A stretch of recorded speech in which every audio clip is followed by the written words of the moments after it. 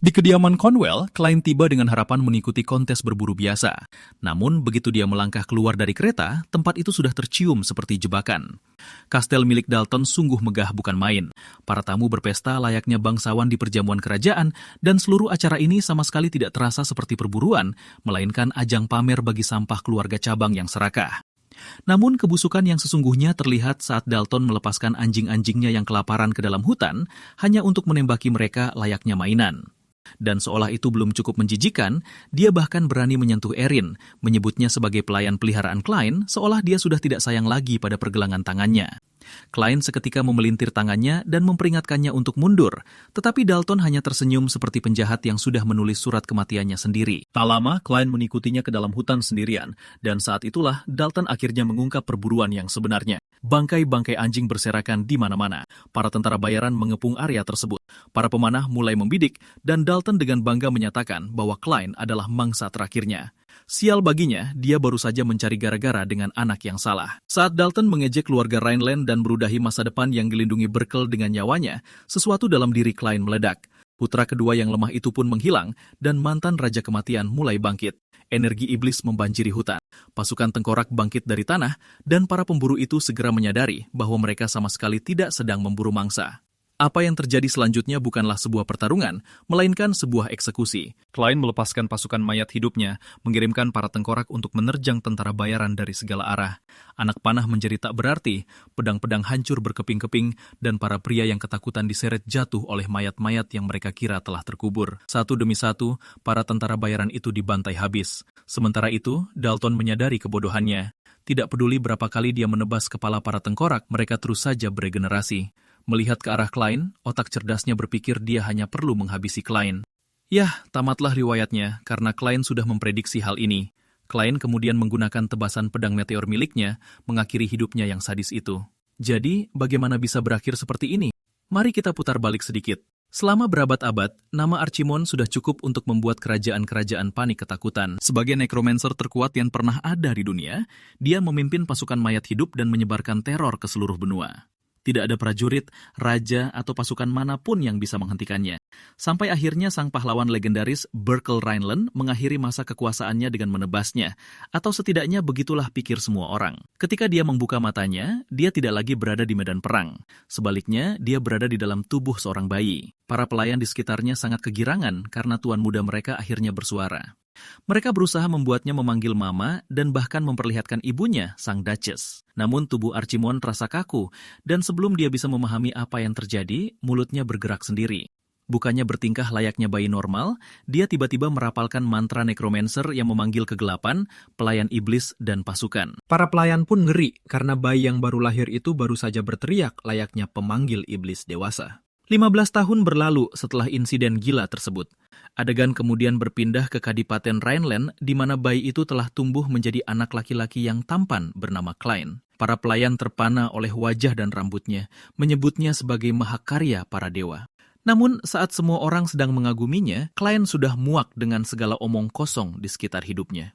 Omong kosong itu datang dalam wujud pendeta Garrison Berkman dari Ordo Suci. Begitu Garrison melihat Klein, dia mulai berteriak soal roh jahat dan Archimon lagi. Orang ini memiliki tubuh berotot yang lebih mirip iblis daripada seorang pendeta, namun dia terus saja bertingkah seolah dirinya adalah sosok yang suci. Dia bersikeras bahwa jiwa Archimon masih ada di dalam tubuh Klein dan roh jahat itu harus terus-menerus disucikan. Klein membantah bahwa dirinya adalah Archimon, tapi Garrison langsung mengklaim bahwa wajah Klein terlihat persis seperti Archimon. Hal ini membuat Klein sangat kesal, sampai-sampai dia diam-diam mengumpat pendeta itu sebagai bajingan gila berkali-kali sambil berlalu pergi. Namun Garrison tak mau berhenti. Sebagai hukuman atas sikap Klein, dia memerintahkan mandi air suci telanjang lagi, yang membuat Klein bertanya-tanya apakah pendeta ini benar-benar manusia. Klein kemudian teringat kembali bagaimana semua ini bermula. Di kehidupan sebelumnya, kepalanya jelas-jelas sudah dipenggal, namun entah bagaimana dia membuka matanya lagi di dalam tubuh seorang bayi. Dan karena kata-kata pertama yang dia teriakkan adalah mantra necromancer Archimon, semua orang memperlakukannya seperti iblis sejak awal. Karena itu, dia dikurung di dalam biara selama 7 tahun lamanya. Di sanalah juga dia bertemu Garrison, pria yang menyebut dirinya sebagai pendeta dari Ordo Suci. Sejak saat itu, Klein dipaksa melalui segala macam ritual yang disebut sebagai ritual penyucian. Ada mandi air suci, nyanyian doa Garrison yang dilantunkan 24 jam non-stop, dan bahkan penyucian dengan api. Singkatnya, anak malang itu disiksa atas nama agama. Kini 5 tahun setelah kembali dari biara, Klein masih terus diawasi. Pelayan pribadinya, Arin, hanya ingin dia hidup dengan bangga sebagai keturunan asli keluarga Rhineland. Dia bahkan menyiapkan berbagai hal untuknya karena rasa peduli. Namun saat Klein bereaksi terlalu kasar, dia langsung menyesalinya, menyadari bahwa gadis itu telah bekerja keras untuknya dengan tangan kecilnya. Sialnya, momen emosional itu hancur berantakan saat Klein mengetahui bahwa topi memalukan itu sebenarnya dibuat oleh Garrison. Rasa bersalahnya pun sirna seketika, dan Klein sangat ingin membuang benda itu jauh-jauh. Sebaliknya, Garrison justru sangat terharu, mengira Klein memakai topi itu karena dia menghargainya. Namun Klein sama sekali tidak peduli dan langsung merobeknya. Tepat pada saat itu, Dunkel, pemimpin kesatria kereta merah, tiba dan bertanya apakah ritual penyuciannya sudah selesai. Dunkel mengingatkan Garrison bahwa rumor tentang Klein sebagai Arkamun sudah berumur lebih dari 10 tahun, dan bahkan pihak Ordo menyatakan sudah tidak ada masalah lagi. Tetapi Garrison menolak untuk melepaskan kecurigaannya. Dia mengatakan selalu ada kemungkinan terburuk, dan sebelum pergi, dia memberitahu Klein bahwa ritual penyucian berikutnya dijadwalkan pada hari Jumat. Klein benar-benar sudah muak. Setelah menerima handuk, dia mengatakan kepada Arin bahwa dia jelas bukan Arkamon lagi, tetapi di dalam hatinya dia mengakui kebenarannya. Dia memang benar-benar Arkamon. Dia hanya tidak bisa mengatakannya keras-keras, karena jika dia melakukannya, entah siksaan macam apa lagi yang akan disiapkan Garrison selanjutnya. Semenjak dia terlahir kembali, dia hidup di bawah pengawasan terus-menerus. Karena rumor dari masa kecilnya, dia menghabiskan 7 tahun terkurung di sebuah biara. Dia pikir kembali ke Kadipaten pada akhirnya akan memberinya kebebasan, namun sebaliknya, Garrison mengikutinya seperti sebuah kutukan. Arin kemudian menjelaskan bahwa Garrison bukan sekedar pendeta biasa. Dia adalah seorang agen Ordo Suci, yang mana gelar itu hanya diberikan kepada anggota terkuat dari Ordo tersebut. Kecuali Sang Duk sendiri, hampir tidak ada seorang pun di keluarga yang bisa menentangnya. Hal ini membuat Klein menyadari betapa kuatnya Ordo Suci itu, tetapi itu juga mengingatkannya seberapa kuat keluarga Rhineland. Karena penasaran, Klein bertanya siapa Duk terkuat dalam sejarah keluarga tersebut. Arin awalnya berpikir tentang Duk ke-7 saat ini, yang merupakan ayah Klein, tapi Klein sudah tahu jawabannya. Yang terkuat adalah Duk pertama, Berkel Rhineland. Para pelayan merasa senang karena mereka mengira Klein paling mengagumi Duk pertama. Lagi pula, dia terus menatap potret Berkel. Tetapi jalan pikiran Klein benar-benar berbeda dari apa yang mereka bayangkan. Dia sama sekali tidak mengagumi Berkel. Dia sedang menatap pria yang telah membunuhnya. Klein menyadari bahwa 200 tahun telah berlalu sejak Berkel mendirikan keluarga Rhineland. Dia masih tidak bisa mempercayainya, tetapi dia tidak punya pilihan selain menerima kenyataan ini. Dia, sang necromancer Archimon, telah terlahir kembali sebagai Klein Rhineland, keturunan dari pria yang telah mengakhiri nyawanya. Beberapa waktu kemudian, Klein terbangun kaget, dihantui oleh mimpi tentang kata-kata terakhir Berkel sebelum membunuhnya di kehidupan sebelumnya. Dia menghela napas panjang dan mengumpat pelan saat pikirannya melayang pada kenyataan barunya. Di kehidupan masa lalunya, dia adalah Arkemun, sang nekromancer legendaris yang ditakuti di seluruh benua layaknya iblis itu sendiri. Dikuasai oleh amarah, dia hampir membawa seluruh benua menuju kehancuran sebelum akhirnya tumbang oleh pedang kesatria utara, Berkel Rhineland. Namun kematian bukanlah akhir, dan ketika Archimon membuka matanya sekali lagi, 200 tahun telah berlalu sejak kekalahannya. Dan bagian yang paling tidak bisa dipercaya adalah dia telah terlahir kembali sebagai keturunan dari pria yang telah membunuhnya. Kini Archimon adalah Klein Rhineland, dan dia mempertahankan setiap ingatan dari kehidupan sebelumnya. Memeriksa penampilannya untuk yang kesekian ratus kalinya, Klein masih belum bisa terbiasa dengan penampilan barunya, terutama rambutnya. Tiba-tiba, sebuah suara membuyarkan lamunan Klein, memberitahunya bahwa dia mengigau saat tidur. Dengan panik, Klein mendongak dan melihat musuh bebuyutannya, Garrison, yang bertanya apakah Klein memimpikan masa lalunya saat menjadi Archimon. Bicara soal Garrison, dia adalah pendeta gila yang yakin kalau Klein itu Archimon, dan selama bertahun-tahun, dia menyiksa Klein karena keyakinannya ini. Klein buru-buru menjelaskan bahwa dia mengigau karena stres, tapi Irene tiba-tiba muncul dan menghancurkan hidupnya. Irene dengan percaya diri berteriak kalau dia mendengar semua yang dikatakan Klein saat sedang tidur.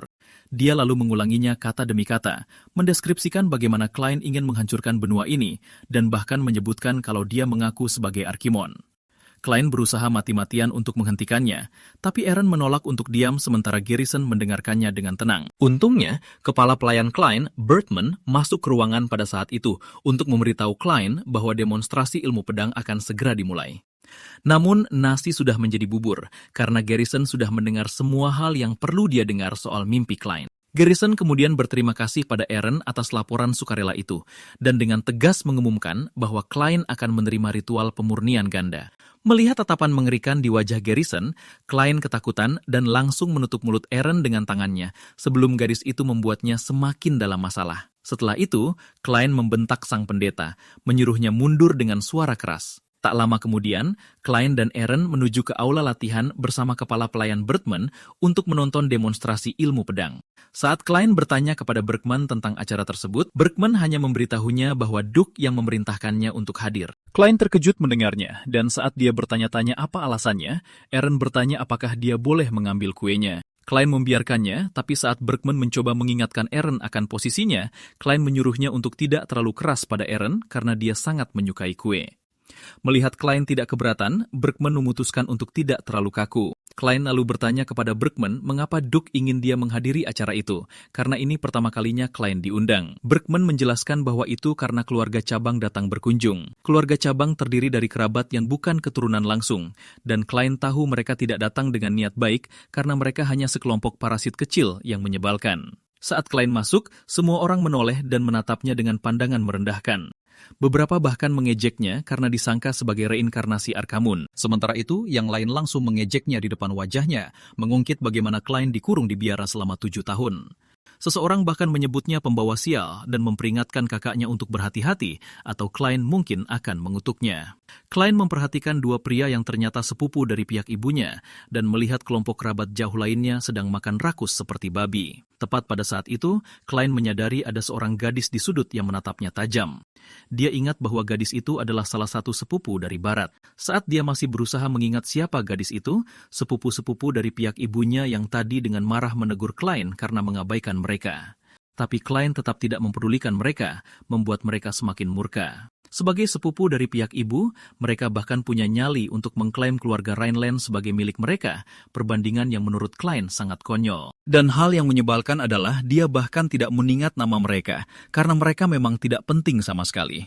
Alasan utama kenapa orang-orang asing menyebalkan dari keluarga cabang ini bertingkah layaknya penguasa adalah karena keluarga utama tempat Klein lahir saat ini sedang hancur. Fakta bahwa mereka berani merendahkan Klein membuktikan bahwa tak ada lagi yang menghormati keluarga utama. Klein akhirnya melangkah ke balkon dan dari sana ia melihat dua anak laki-laki sedang latih tanding. Pria berambut ungu bernama Dalton tampak kewalahan menangkis serangan dari lawannya, Delane. Meskipun jelas-jelas kesulitan, Dalton mengumpat dengan keras, menyuruh Delane untuk berhenti menahan diri dan menyerangnya dengan serius. Sementara itu, Delane tampak sangat santai tanpa usaha sedikit pun saat dia memberitahu Dalton bahwa hasil pertarungan ini sudah ditentukan. Namun, Dalton menolak untuk mundur meskipun lawannya berada di atas angin. Saat mengamati pertarungan itu, Klein menyadari bahwa keluarga utama Rhineland masih memiliki satu harapan terakhir, dan itu adalah Delane, kakak tiri Klein. Delane adalah putra sulung keluarga Rhineland, sangat terkenal sebagai seorang jenius yang tak tertandingi.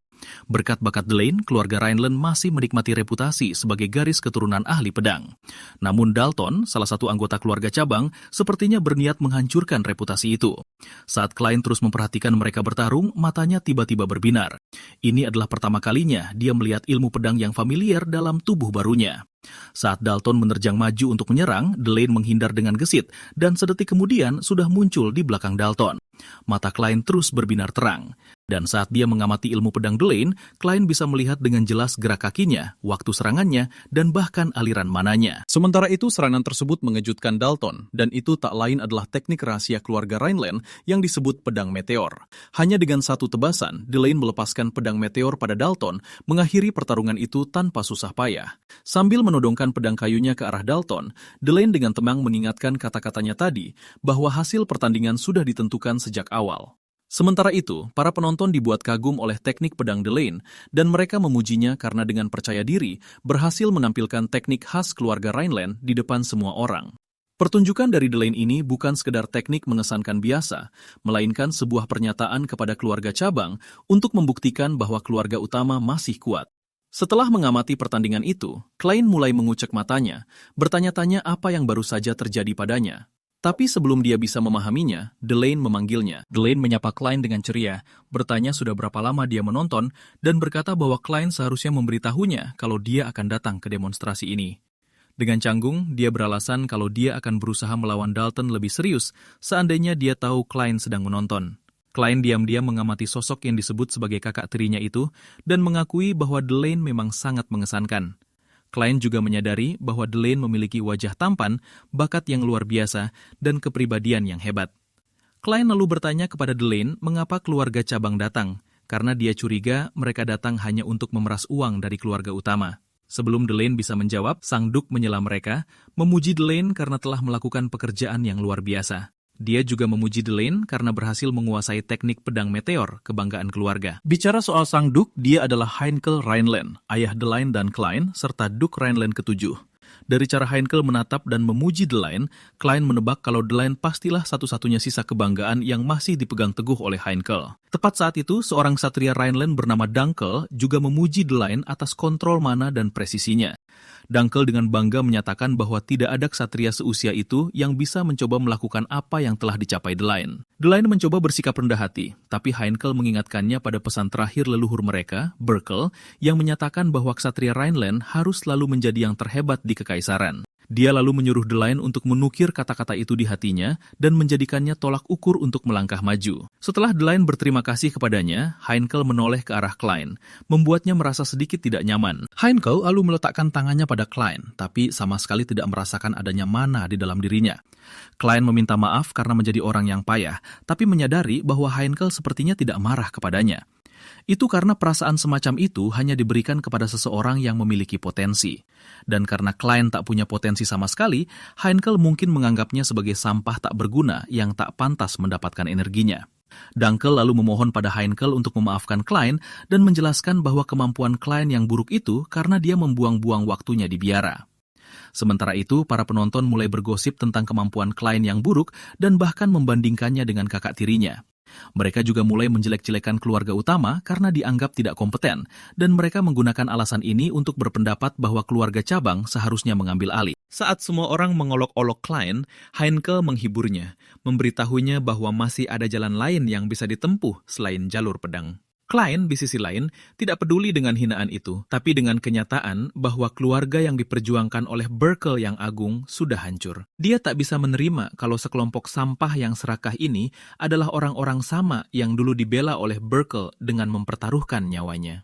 Tak lama kemudian, Delane, Heinkel, dan Dunkel meninggalkan aula, dan masalah pun langsung menghampiri Klein. Melihat semua pelindung Klein sudah pergi, Dalton mulai mengejek Klein karena tidak punya bakat ilmu pedang. Saat Dalton terus memprovokasinya, Klein berbalik untuk balas menghinanya karena diam-diam sering bermain wanita. Hal ini membuat Dalton murka, dan dia heran bagaimana Klein bisa tahu, padahal selama ini dia melakukannya diam-diam di belakang layar. Rupanya, Dalton telah menyuap gadis-gadis itu untuk tutup mulut, tapi entah bagaimana Klein mengetahui hal tersebut. Dalton mencoba menyerangnya, tapi Klein menjegalnya tanpa tenaga, membuatnya jatuh tersungkur ke tanah.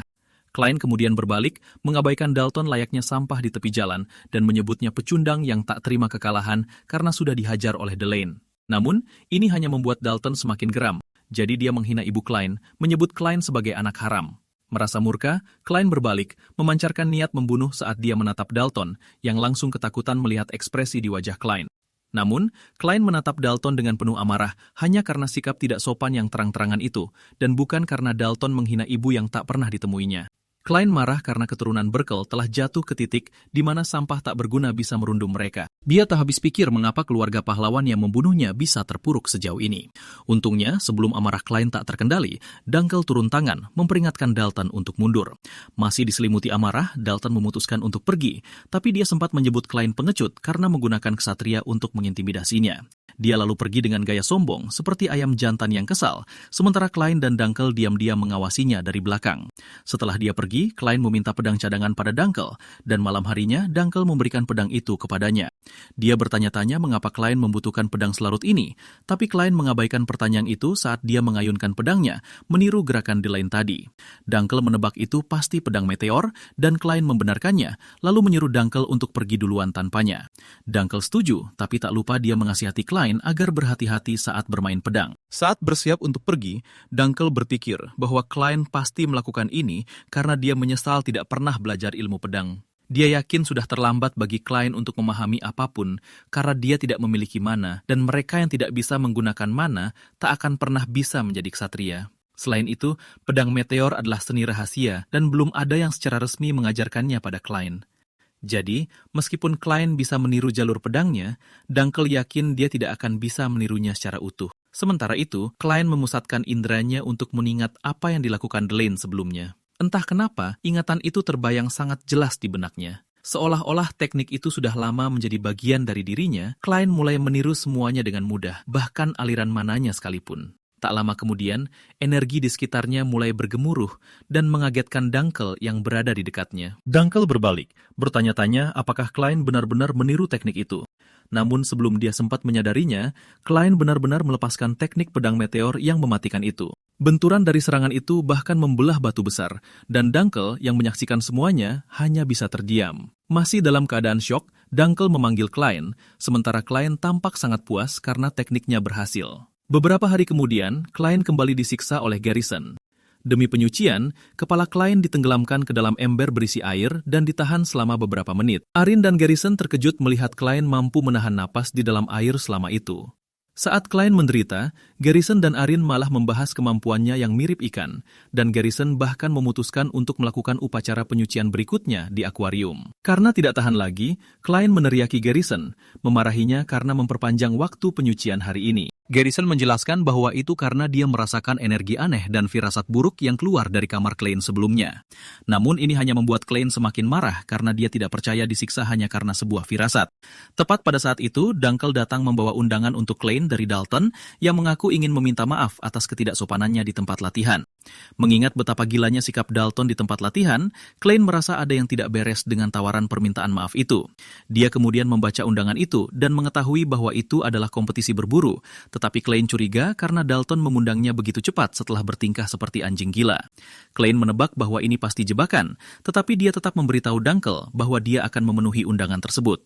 Dia kemudian melirik pedangnya, sadar bahwa dengan kemampuan berpedangnya yang baru, dia bisa pergi ke sana tanpa perlu khawatir disergap. Setelah berhasil meniru teknik pedang meteor, Klein terus mengulangnya di dalam kepalanya selama beberapa hari terakhir. Berkat hal ini, dia menyadari bahwa dia bisa meniru dengan sempurna teknik apapun yang baru dia lihat sekali. Namun, Klein tidak mengerti bagaimana dia bisa memiliki kemampuan seperti ini.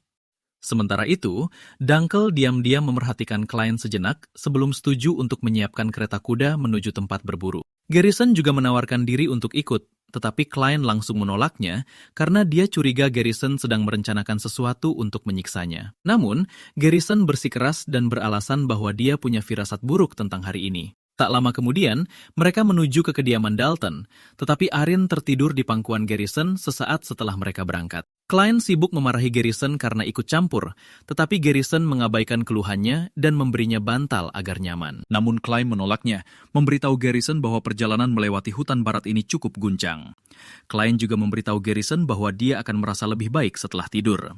Garrison terharu karena Klein begitu perhatian, tetapi Klein tiba-tiba menghancurkan harapannya dan mengatakan bantal itu seharusnya diberikan kepada Arin. Setelah menghancurkan hati Garrison, Klein menatap keluar jendela kereta dan menyadari bahwa hutan ini sudah sangat berubah. Kembali di masanya sebagai Archimond, tempat ini tertutup salju dan tumpukan mayat. Namun 200 tahun kemudian, ladang es mayat itu telah berubah menjadi hutan yang rimbun. Klein menebak bahwa semua perubahan ini pasti ulah Burkle.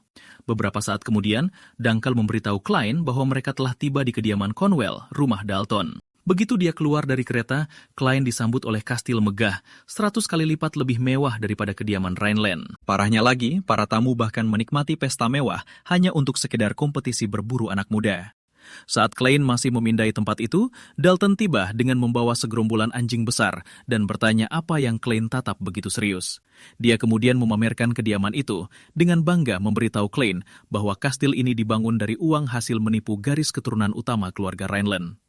Saat Dalton asik membual, Klein menyadari bahwa anjing-anjing yang dibawanya sangat kekurangan gizi.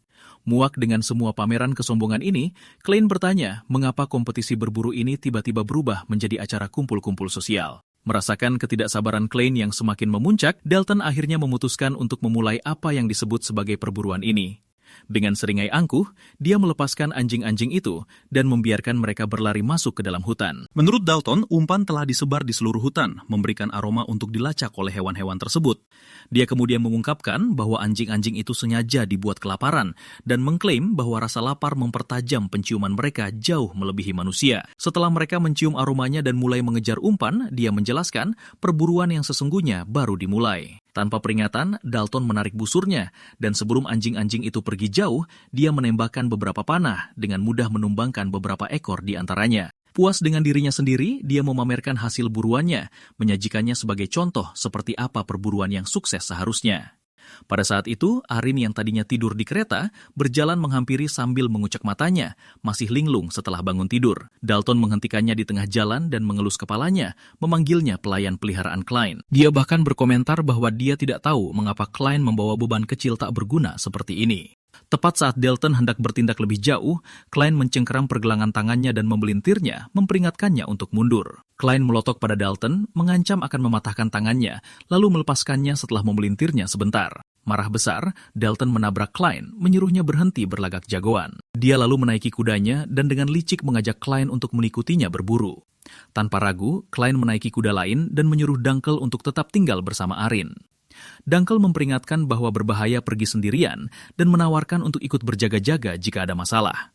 Namun, Klein menolak dan menyuruh Dunkel untuk tetap tinggal dan memantau Garrison. Dia menjelaskan bahwa jika Garrison tiba-tiba menghilang, berarti ada yang tidak beres. Klein kemudian memberikan gulungan sihir kepada Dunkel, menyuruhnya untuk segera merobeknya jika Garrison menghilang. Klein menjelaskan bahwa setelah gulungan itu dirobek, lambang yang terhubung akan muncul di punggung tangannya. Setelah memberikan instruksi, Klein memacu kudanya sebelum Dunkel sempat protes, sementara Garrison diam-diam mengamati semuanya dari kejauhan. Tak lama kemudian, Klein tiba di sebuah tempat terbuka di hutan, masih mencoba mencari keberadaan Dalton. Tepat saat dia hendak melanjutkan pencarian, Dalton memanggilnya seolah-olah dia sudah lama menantikan momen ini. Dalton dikelilingi oleh bangkai-bangkai anjing sambil dengan jahat menjilat pedangnya, layaknya predator yang baru saja menemukan mangsa utamanya. Klein lalu turun dari kudanya dan dengan ekspresi jijik mempertanyakan apa maksud Dalton.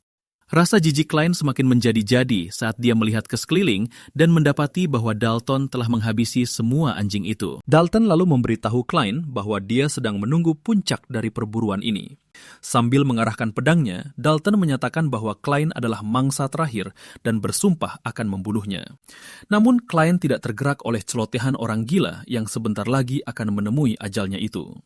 Tapi layaknya penjahat yang terlalu banyak bicara, Dalton mulai menjelaskan rencananya menghabisi Klein dan memberikan kepalanya pada Delaine hanya demi membuktikan bahwa keluarga Rhineland hanyalah sampah. Sambil terus mengoceh dengan monolog penjahatnya, Dalton mengangkat tangan kanannya, memberi isyarat kepada para antek yang telah dia siapkan untuk saat ini.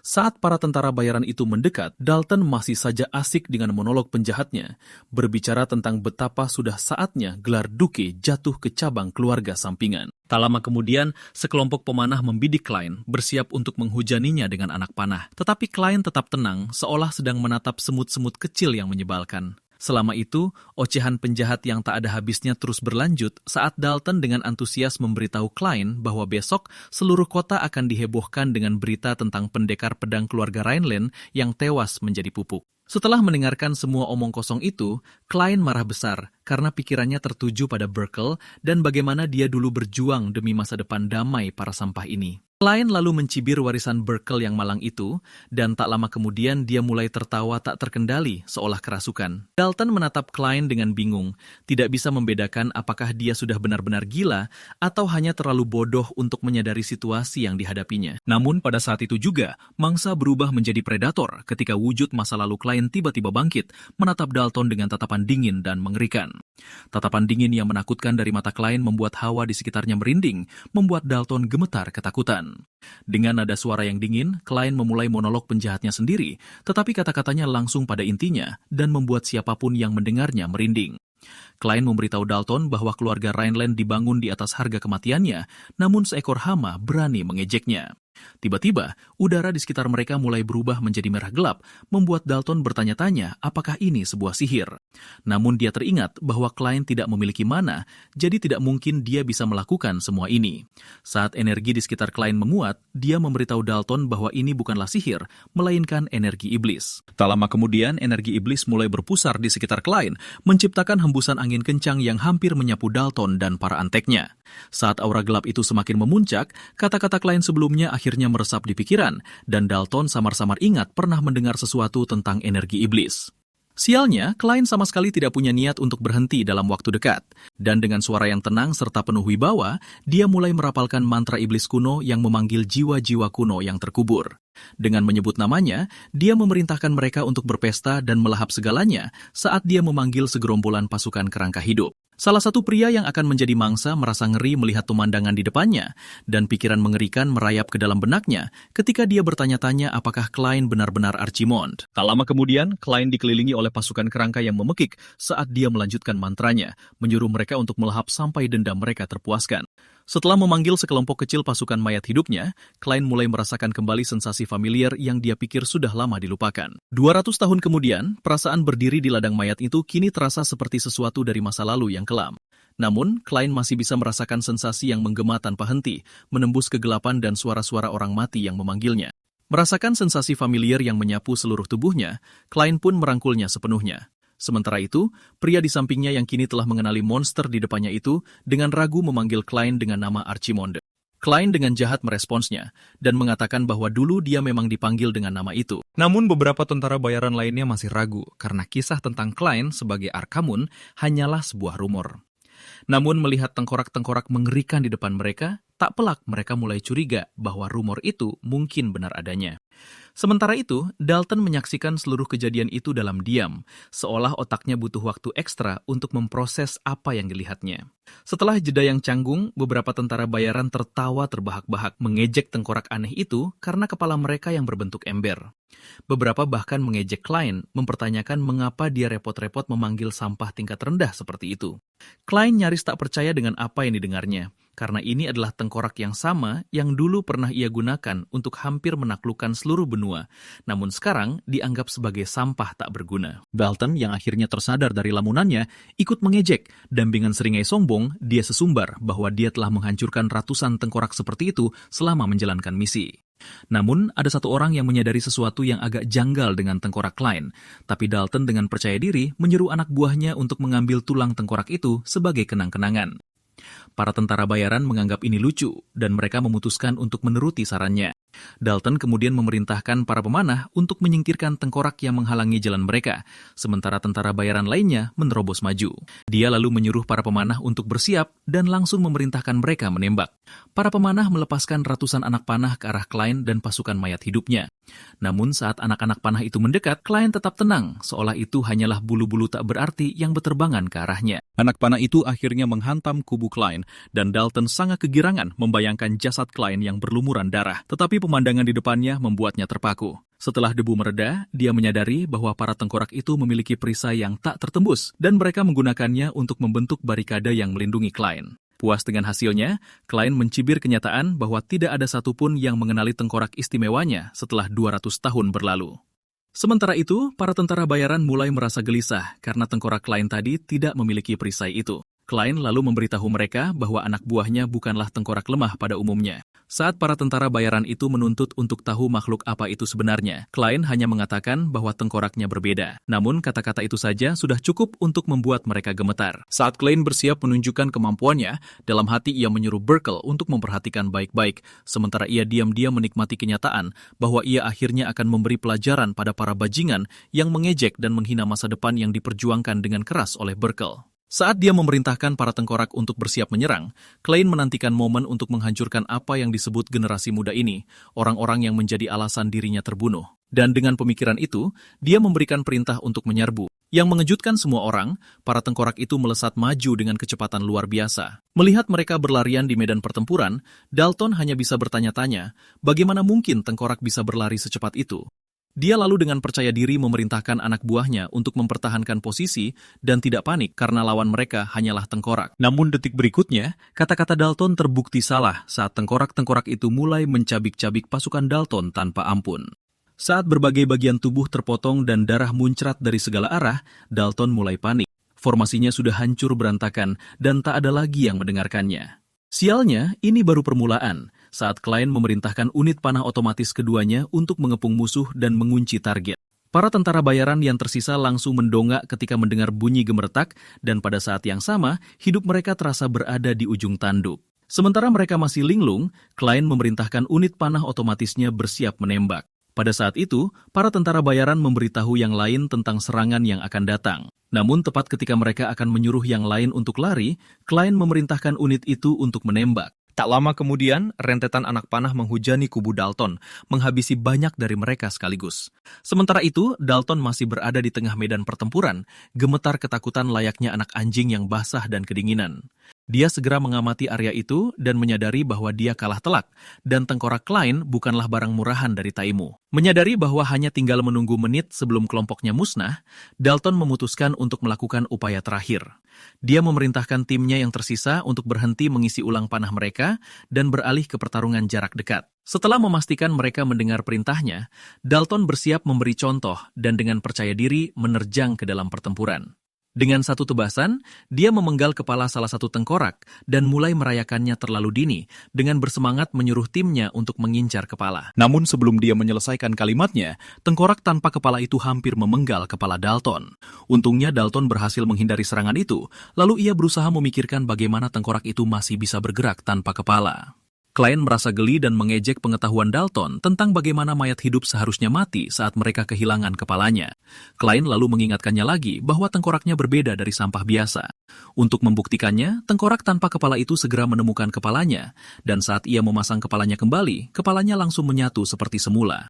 Kemampuan mengejutkan inilah yang menjadi alasan utama mengapa saat menjadi Arkhamun, Klein hampir berhasil menelan seluruh benua.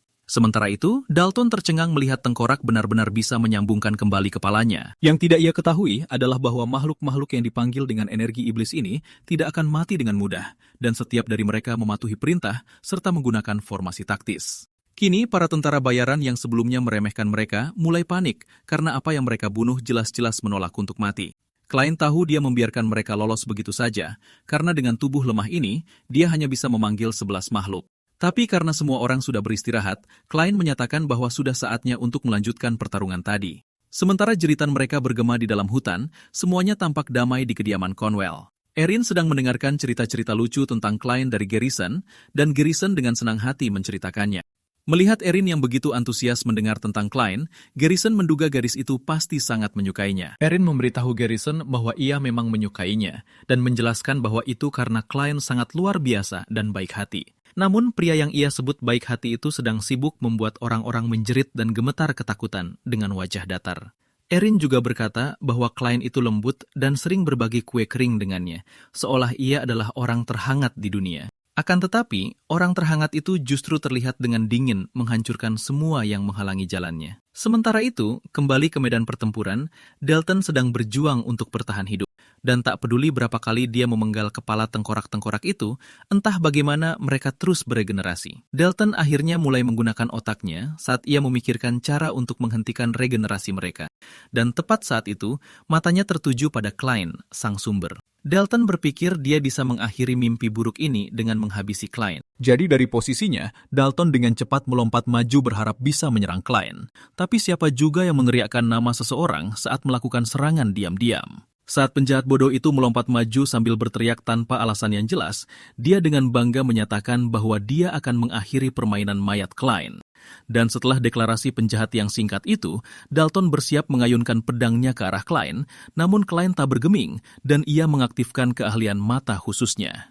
Saat energi di sekelilingnya mulai berderak, Klein mencabut pedangnya dan mulai mengingat kembali gerakan pedang Delaine.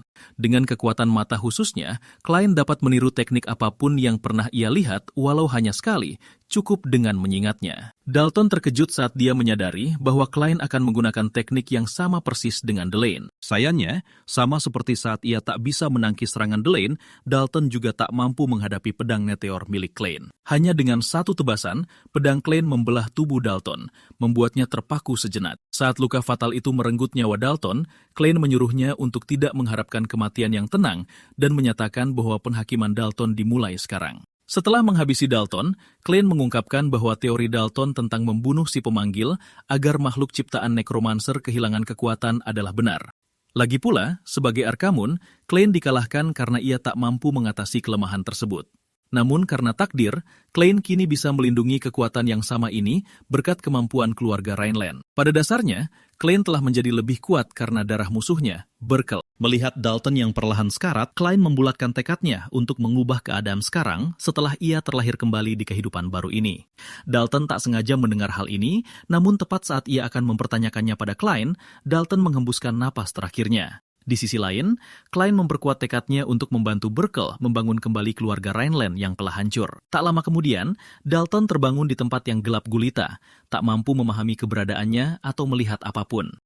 Dia mencoba bergerak, tapi menyadari bahwa tubuhnya terikat kuat pada sebuah kursi, membuatnya tak bisa bergerak sedikit pun sekuat apapun ia meronta. Beberapa detik kemudian, Klein muncul dengan penampilan yang sama seperti di kehidupan lalunya dan memberitahu Dalton bahwa ini adalah tempat di mana jiwa-jiwa bersemayam setelah meninggalkan dunia orang hidup. Dia lalu memperkenalkan dirinya sebagai Arkamun dan menjelaskan bahwa dialah yang menciptakan zona akhirat ini.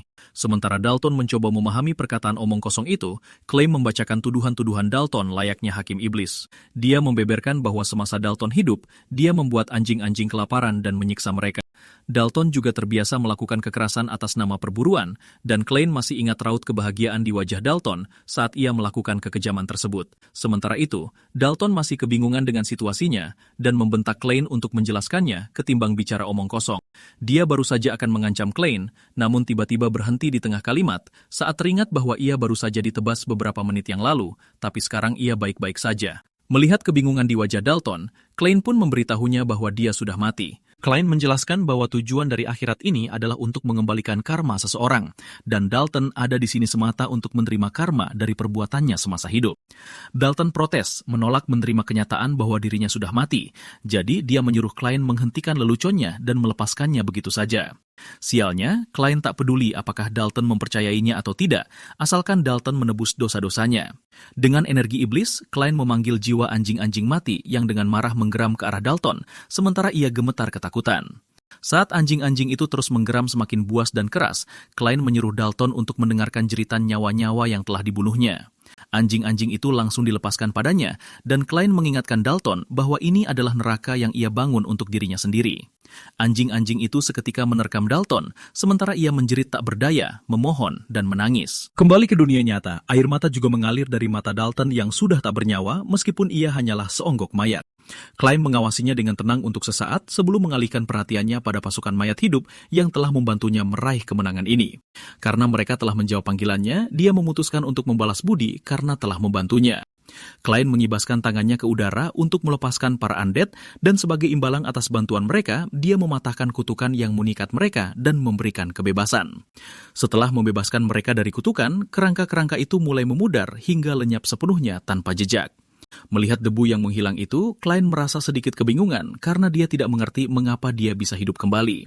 Karena kematian adalah saat tulang belulang hancur dan tersebar tertiup angin, Klein tidak bisa memahami tujuan dari reinkarnasinya. Klein sedang mengalami krisis parubaya ketika sosok berjubah tiba-tiba muncul, memanggil Klein sebagai ahli nujum dan menyebut gelar aslinya sebagai putra kedua Rhineland.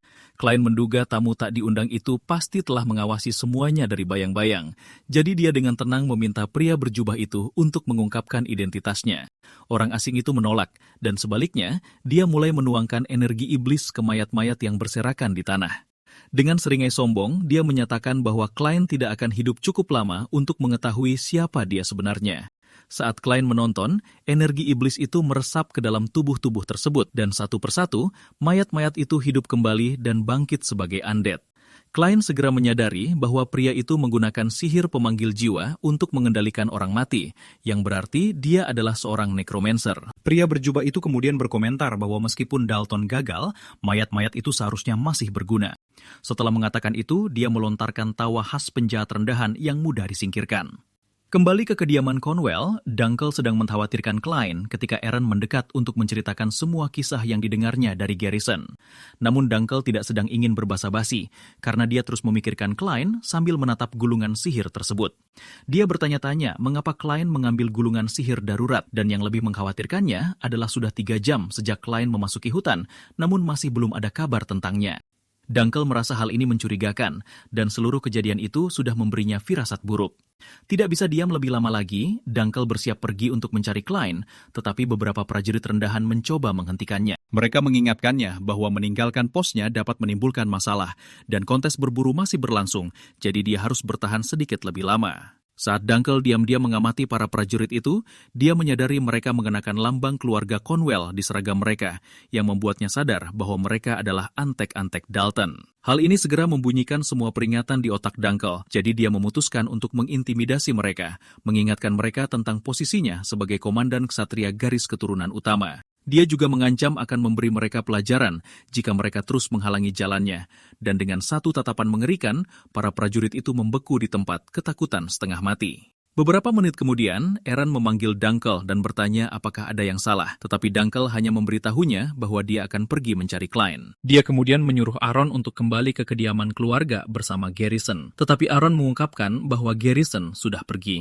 Dunkel terkejut mendengar ini dan bertanya-tanya kapan Garrison menyelinap pergi. Aaron kemudian memberitahu Dunkel bahwa pendeta itu memiliki ekspresi serius di wajahnya sebelum pergi. Dunkel segera teringat bahwa Klein menyuruhnya merobek gulungan sihir jika pendeta itu tiba-tiba menghilang. Dunkel buru-buru menaiki kudanya, menyadari bahwa hilangnya Klein bukanlah suatu kebetulan. Dia kemudian merobek gulungan sihir itu dengan giginya, takut sesuatu yang buruk pasti sedang terjadi pada Klein. Dunkel pun dengan cepat memacu kudanya. Kembali ke hutan, Klein dan Necromancer itu masih saling tatap, tetapi Klein lebih khawatir karena pertarungan sebelumnya telah menguras seluruh energi iblisnya, sehingga dia tidak bisa menggunakan sihir kematian. Melihat situasi gila di depannya, Klein menyadari bahwa tubuhnya tidak akan bertahan lama untuk menghadapi pertarungan lagi.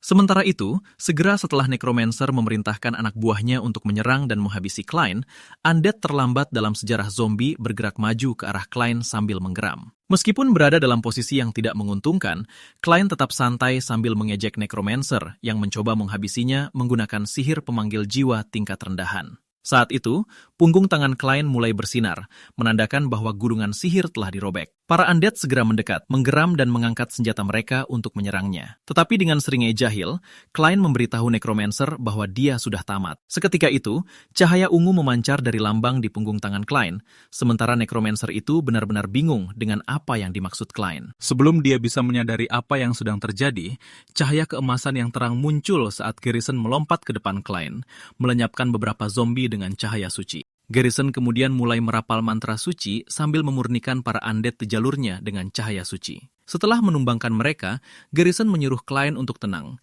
dan pada saat yang sama, Necromancer itu masih membeku karena syok melihat apa yang baru saja disaksikannya. Melihat Garrison, Necromancer itu segera mengenalinya sebagai agen suci yang terkenal. Sementara itu, Garrison menjulang dengan penuh percaya diri dikelilingi oleh cahaya keemasan yang terang, menenangkan Klein agar beristirahat dengan tenang karena sosok sekuat dirinya ada di sini. Bicara soal Garrison yang disebut sebagai agen, ada 3 senjata manusia yang melaksanakan perintah Paus dengan kepatuhan mutlak. Ketiga orang ini adalah aset terkuat gereja, dan mereka satu-satunya yang mampu memegang relik suci yang ditinggalkan oleh Saint Gall. Dikatakan bahwa masing-masing agen ini memiliki kekuatan setara dengan sebuah benteng, dan di antara mereka yang memiliki kekuatan fisik terbesar tidak lain adalah Garrison. Saat lebih banyak undead terus menyerang, Garrison dengan mudah menghancurkan mereka dengan tinjunya sambil melantunkan doa untuk memurnikan para undead tersebut. Garrison menerobos gerombolan itu dengan mudah, menghancurkan beberapa kepala tanpa berkeringat sedikit pun, memperjelas bahwa pria ini seharusnya ada dalam film daur ulang The Walking Dead.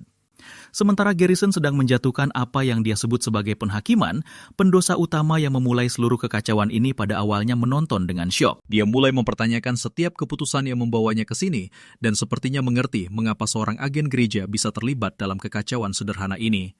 Pria itu bahkan lebih terkejut dengan kekuatan gila Garrison, jadi dia memutuskan untuk kabur, menyadari bahwa dia berurusan dengan orang yang salah.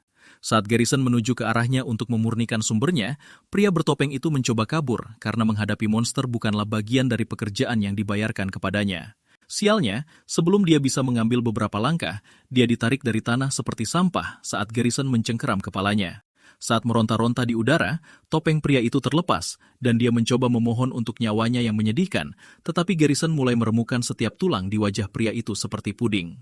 Sementara pria bertopeng itu berjuang untuk bernapas, Garrison mengabaikan semua protesnya dan memutuskan untuk menyelesaikan doanya. Sebelum doa itu berakhir, bola mata pria itu sudah hampir keluar dari rongganya.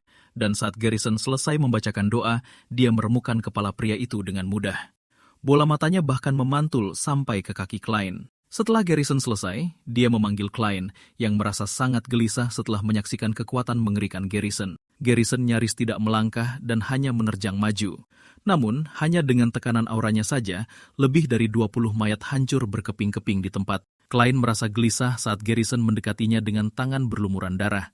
Dan saat darah menetes di rambut Klein, Klein sangat ketakutan, berpikir bahwa dia adalah kubis berikutnya yang akan dipotong-potong. Garrison kemudian mengatakan bahwa dia bergegas datang setelah merasakan jejak sihir kematian yang berasal dari hutan. Dia menyeringai seram, memberitahu Klein bahwa sepertinya ada sesuatu yang tidak bisa dia pahami sepenuhnya. Garrison kemudian meletakkan tangannya di bahu Klein, sambil mengatakan energi iblis yang dirasakan sebelumnya berbeda dengan energi pada pria bertopeng itu. Pada saat itu juga, jantung Klein seakan copot, dan melihat ekspresi di wajah Garrison, Klein yakin bahwa pendeta itu siap melenyapkannya di sini jika dia salah langkah.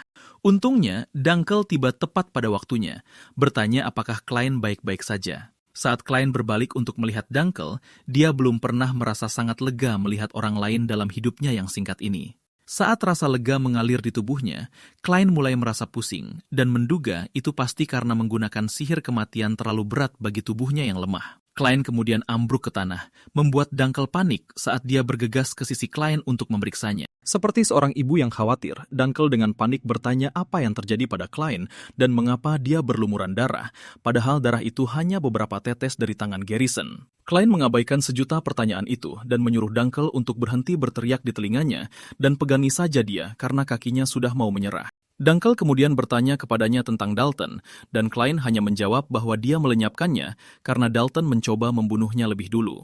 Beberapa hari kemudian, ayah Dalton, Delkin, sang count dari keluarga Conwell, mengadakan pertemuan untuk menuntut keadilan bagi putranya yang telah meninggal.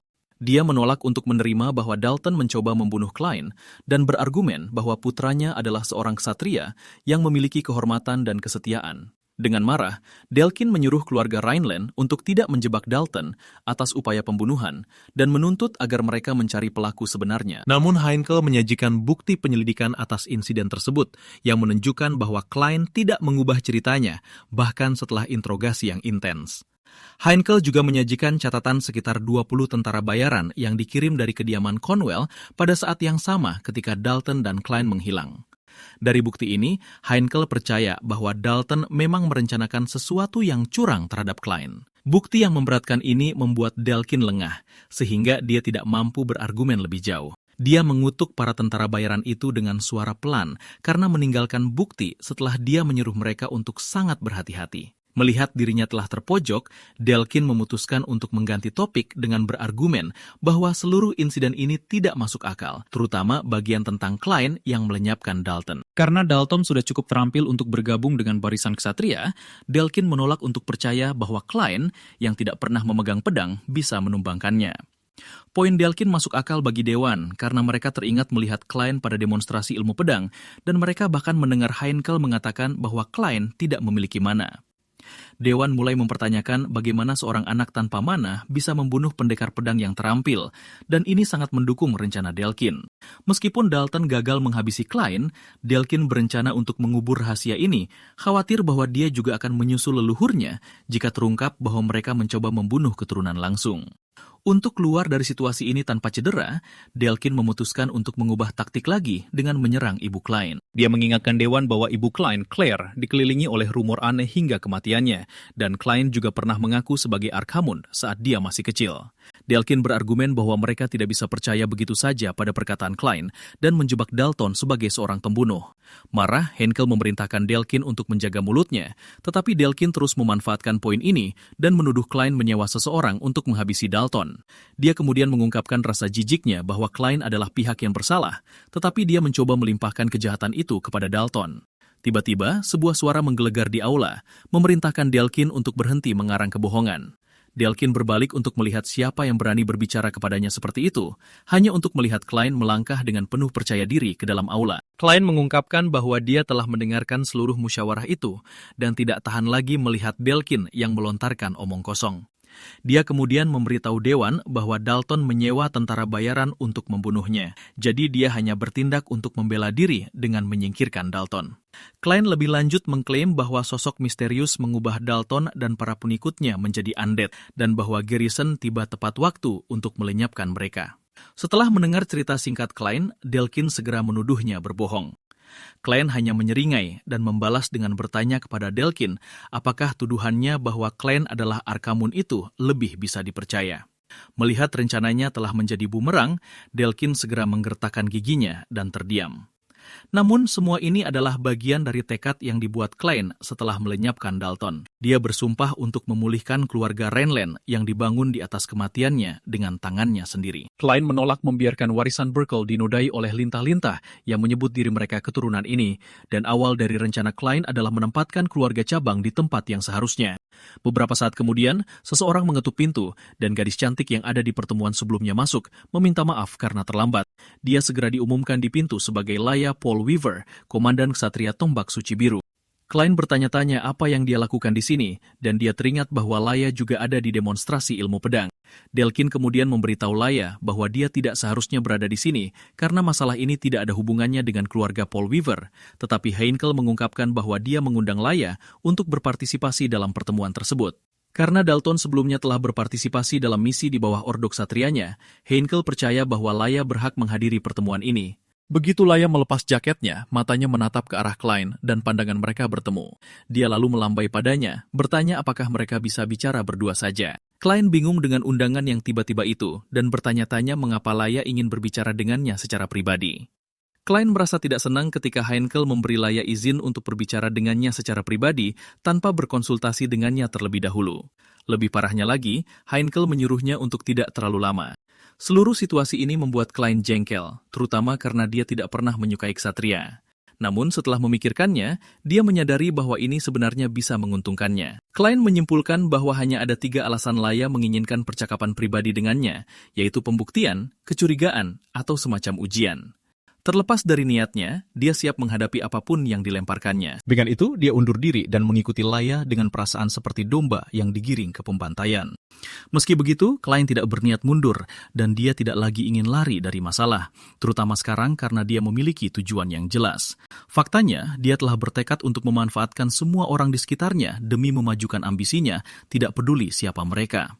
Beberapa menit kemudian, pasangan itu memasuki ruang samping, dan saat pintu tertutup di belakang mereka, Laya tiba-tiba memojokkan Klein ke dinding dengan cara yang cukup mencurigakan. Seakan itu belum cukup mengejutkan, dia langsung bertanya apakah dia boleh menyentuhnya. Klein benar-benar lengah, seolah-olah didorong ke dinding secara tiba-tiba belum cukup mengejutkannya, tetapi permintaan aneh Laya membuatnya semakin gelisah. Bicara tentang Laya, dia adalah putri tertua dari keluarga Paul Wyvern, yang merupakan salah satu dari 3 keluarga kadipaten besar selain keluarga Rhineland, dan dia sangat ahli menggunakan tombak. Berkat hal ini, dia telah diangkat menjadi Kapten Ksatria Tombak Suci Biru. Karena betapa berbakatnya dirinya, dia memiliki banyak catatan prestasi yang membuktikannya. Dia pernah memusnahkan seluruh kawanan monster seorang diri sambil melindungi warga sipil pada saat yang sama. Dia terdengar sangat tangguh saat dia memerintahkan Klein untuk segera mengikutinya. Tetapi sebagai pembelaan, Klein mengatakan kepadanya bahwa dia jelas berada tepat di belakangnya.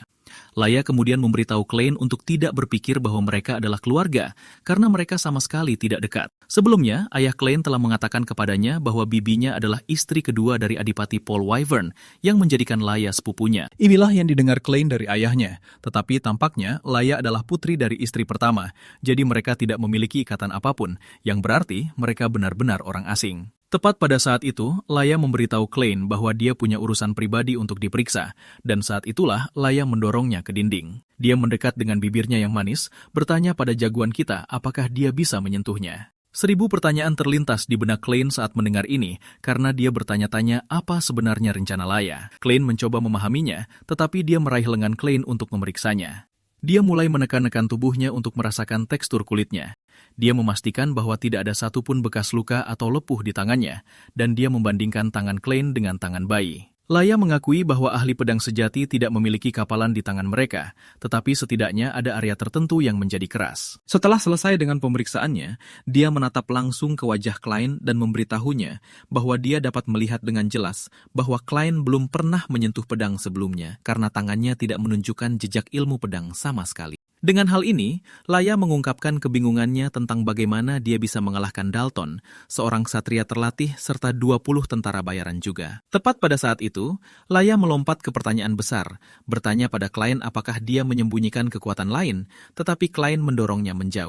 Klein mencemooh sambil bertanya pada Laya, apakah dia mengisyaratkan bahwa dirinya adalah Archimon? Dari interaksi singkat mereka, Klein sudah bisa melihat betapa berbahayanya Laya, karena dia tidak hanya sekedar ingin tahu, tetapi dia secara aktif mencari reaksi, bukan jawaban. Dengan posisinya saat ini, diam akan dianggap sebagai pengakuan, sementara keraguan apapun hanya akan membenarkan kecurigaannya. Dengan ini, Klein menyadari bahwa satu-satunya jalan keluar adalah menjadi lebih agresif dan percaya diri daripada dirinya.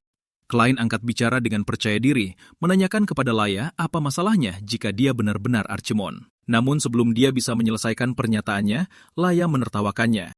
Laya menyebutnya bocah ingusan yang tidak akan pernah bisa menjadi Archimon, dan kata-kata Laya pada akhirnya menghancurkan emosi Klein. Dia membuka mulutnya karena terkejut sebelum bertanya pada Laya apakah dia baru saja menyebutnya bocah ingusan, dan Laya membenarkannya sebelum menaburkan lebih banyak garam ke lukanya. Laya secara gamblang memberitahunya bahwa dia terlalu kecil untuk menjadi Archimon karena semua proporsinya salah, dan suaranya serta tubuhnya menderita defisit aura.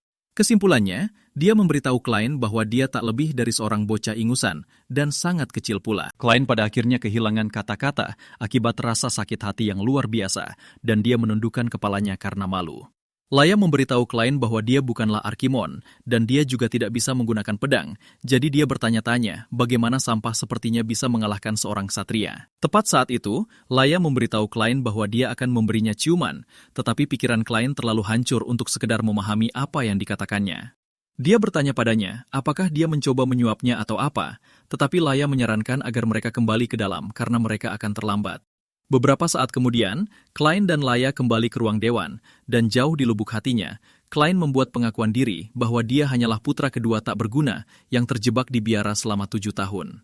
Dia mengerti mengapa mereka tidak akan mempercayainya jika dia mengatakan bahwa dia membunuh Dalton untuk membela diri. Sang Adipati masih bertanya kepada Laya tentang apa yang mereka bicarakan ketika Klein tiba-tiba menarik perhatian semua orang dengan mengentakkan pedangnya ke lantai.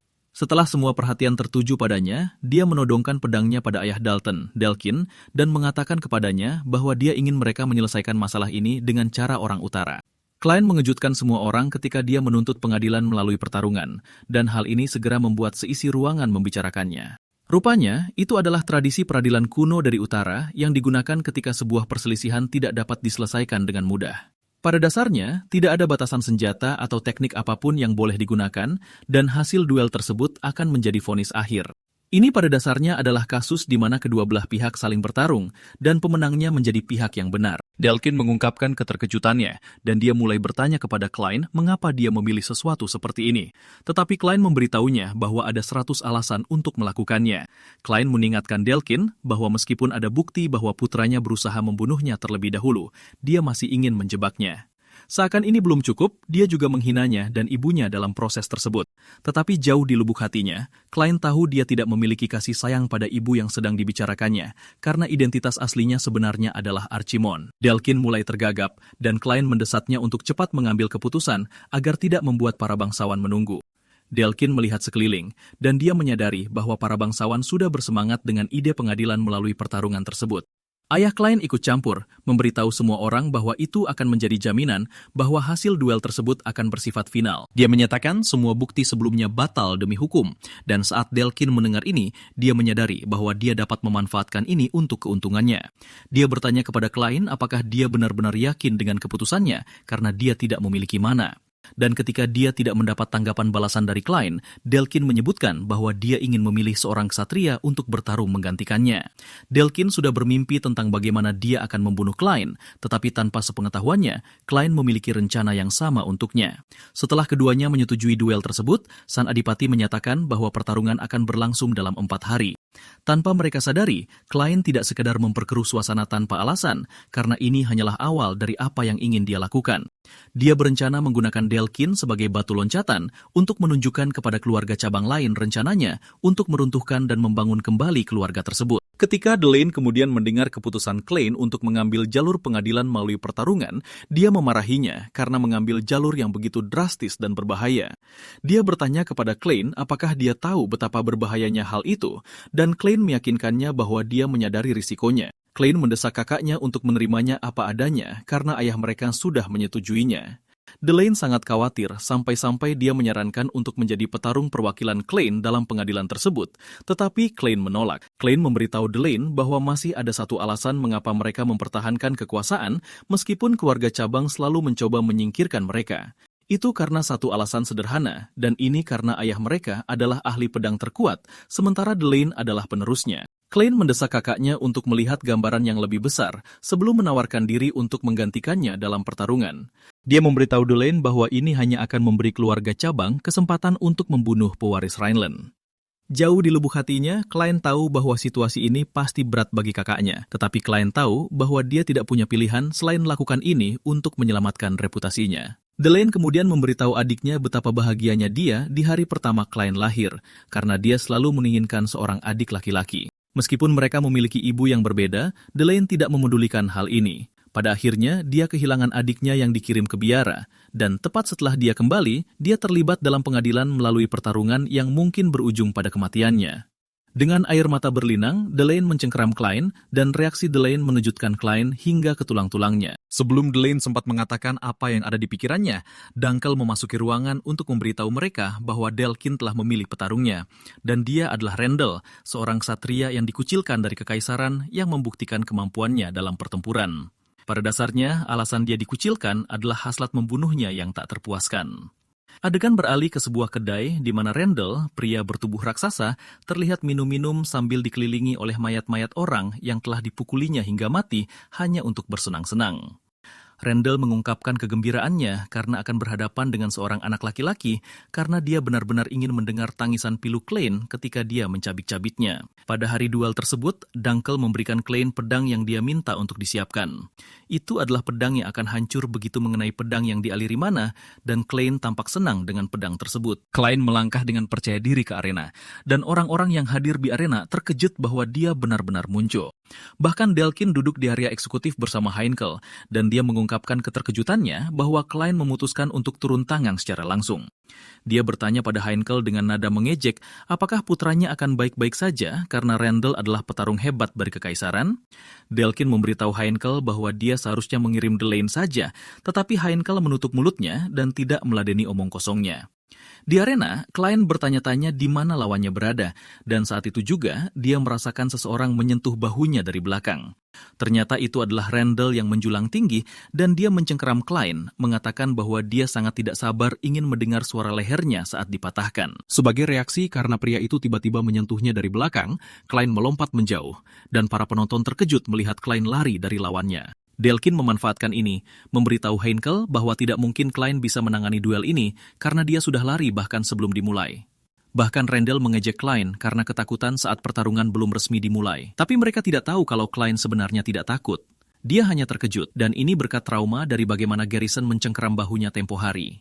Sementara itu, Laia juga ada di sana untuk menonton pertarungan yang bertentangan dengan keinginan ibu tirinya, Helian. Laia memberitahu ksatria asistennya bahwa dia tidak peduli apa yang dipikirkan Helian, karena dia bukanlah ibunya. Dia lalu menambahkan bahwa ada beberapa hal yang harus dia pastikan dengan mata kepalanya sendiri. Klein juga teringat Laia yang mengatakan akan menciumnya jika dia mengalahkan seorang ksatria, dan dia hampir muntah membayangkannya. Klein memperingatkan Randall untuk tidak menyentuhnya lagi, tapi dia tetap melakukannya. Dan Klein tidak menahan diri lalu melayangkan pukulan padanya, mengatakan bahwa dia sangat jelek, makanya kekaisaran membuangnya. Ini sangat menusuk jiwa Randall, tapi dia mencoba bertingkah tangguh dan memberitahu Klein bahwa karena mulutnya kasar, itu justru membuatnya makin seru. Menyadari bahwa Randall tidak akan melepaskan mantelnya, Klein mulai membuka kancing mantelnya. Tepat pada saat itu, Randall meninju tempat Klein berdiri dengan kekuatan yang sangat besar hingga tanahnya ambles. Namun ketika debunya memudar, Randall menyadari bahwa dia hanya memegang mantel Klein. Di sisi lain, para penonton dibiarkan bersorak heboh melihat betapa kuatnya Randall. Saat debunya benar-benar menghilang, mereka melihat Klein berdiri di kejauhan, jauh dari Randall. Dari pertemuan pertama mereka, Klein sudah tahu bahwa konfrontasi langsung dengan Randall sama sekali tidak mungkin. Jika dia mencoba menangkis serangannya, malah dia sendiri yang akan hancur. Dan dengan ini, Klein menyadari bahwa dia tidak bisa main-main dalam pertandingan ini. Mereka yang menonton mengakui bahwa Klein menghindari serangan Randall dengan sangat baik, tapi masalahnya adalah bagaimana dia bisa menang melawan monster raksasa seperti Randall. Delane bisa mendengar orang-orang berbicara tentang bagaimana Klein akan mati dalam pertarungan itu, dan ini membuatnya takut. Randall bergerak lagi dengan menerjang ke arah Klein, tapi Klein menghindari pukulannya sebelum menarik pedangnya dari sarungnya. Dia mengincar leher Randall, tapi Randall dengan mudah menangkapnya layaknya kepingan Lego dan mengayunkannya ke arah yang berlawanan. Klein mempertahankan auranya dengan mendarat di atas pedang dan menjaga keseimbangannya. Bahkan sebelum dia sempat istirahat, Randall berlari ke arahnya, mengayunkan pedang padanya. Klein berhasil memblokir serangan itu dan Randall mengejeknya, mengatakan padanya bahwa dia tidak bisa menang hanya dengan berlarian. Randall mengejek Klein, menyuruhnya untuk menggunakan kekuatan nekromansinya, bertanya apakah dia bukan Archimontian Agung. Klein mendengar ini dan amarahnya menyebabkan energi iblisnya bocor. Randall merasakan aura itu dan dia melompat mundur ketakutan. Bahkan mereka yang menonton bertanya-tanya mengapa Randall tiba-tiba melompat mundur, tapi mereka terlalu terbuai dengan fakta bahwa Randall hanya bersikap lunak pada Klein. Randall, di sisi lain, tahu dia bisa merasakan aura tidak menyenangkan seperti milik Archimon yang membengkak di sekitar Klein. Delkin panik saat melihat jagoannya bertingkah aneh, dan saat itu juga, Klein meyakinkan Randall bahwa dia tidak perlu khawatir karena dia tidak akan menggunakan nekromansi padanya. Sebagai seorang Rhineland, Klein tahu bahwa arena adalah tempat baginya untuk membuktikan diri hanya melalui pedang, jadi dia jelas tidak akan menggunakan nekromansi. Kerumengan mulai bersorak untuk Klein, meneriakkan namanya, sehingga memutarbalikkan suasana. Kepercayaan diri Delkin lenyap, dan dia merasa kesulitan untuk duduk dengan nyaman lagi. Kembali ke arena, Randall tidak mau menerima apa yang dilihatnya, dan dia menyimpulkan bahwa itu tidak lebih dari kebetulan karena dia unggul beberapa tingkat baik dalam stamina maupun kekuatan. Selain itu, dia tahu bahwa Klein tidak memiliki aura, dan dia memutuskan untuk memanfaatkan pengetahuannya tentang ilmu pedang kekaisaran yang kekuatannya terletak pada penggunaan mana yang tak terkendali. Ini adalah keterampilan yang meningkatkan pernapasan, otot, dan bahkan aliran darah seseorang, sehingga mendorong setiap indera hingga batasnya. Dengan aura yang meluap di dalam dan di sekitar tubuhnya, Randall berlari ke arah Klein dengan niat untuk menjatuhkannya sebelum dia sempat bereaksi. Namun, Klein masih berhasil menghindarinya, dan dia mulai mengikuti jalur pedang Randall untuk mengamati teknik dan kapasitas mananya. Matanya berubah menjadi ungu saat dia mengamati semua jalur pedang Randall, dan beberapa saat kemudian, Randall menjadi sangat marah karena dia belum berhasil menebas Klein. Dia melepaskan aura besar yang tertanam di pedangnya dan mencoba menghancurkan Klein hingga terlupakan. Pedang itu menghantam dan memberikan pukulan dahsyat ke tanah.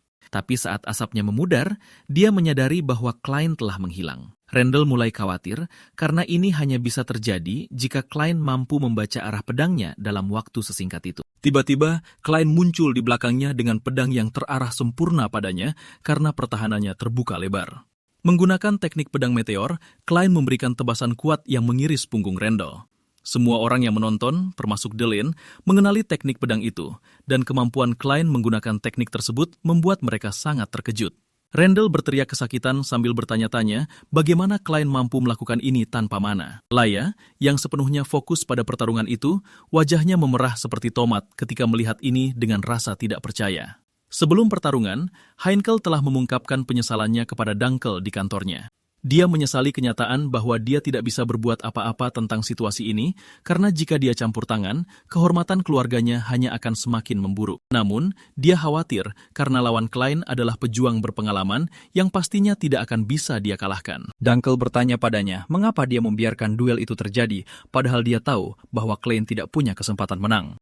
Heinkel mengatakan bahwa Klein membela mendiang ibunya, dan Heinkel membenci dirinya sendiri karena tidak mampu menyelamatkannya saat dia dicap sebagai Arkimon dan dikurung di biara.